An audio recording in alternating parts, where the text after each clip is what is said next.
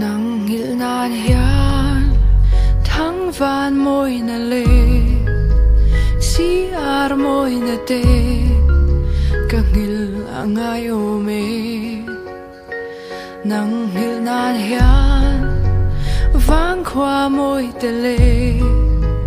lam in rin koi te mulo turin ka ching mi chinga ka hup angai o me Ahar don mange athar non zele ilo lang le shin ching khan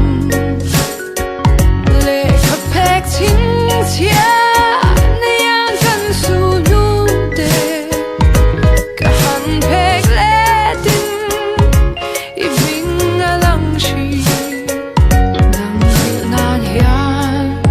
ka sil fen moi te le ka thua moi ti zong te ka da chat angai o me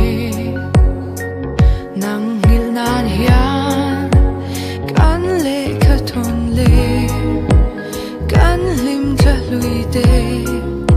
lang lo turin ka thing rem monga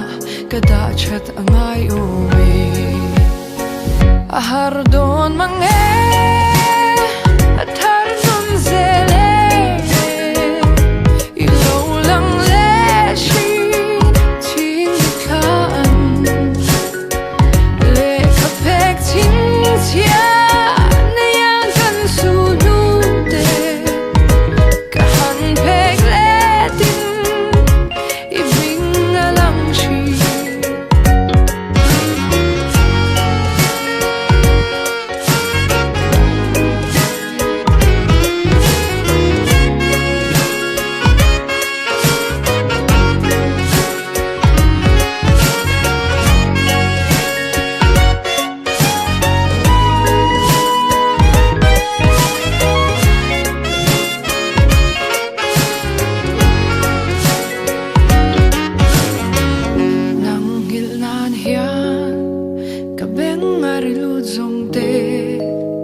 Ka ching mi ta lang te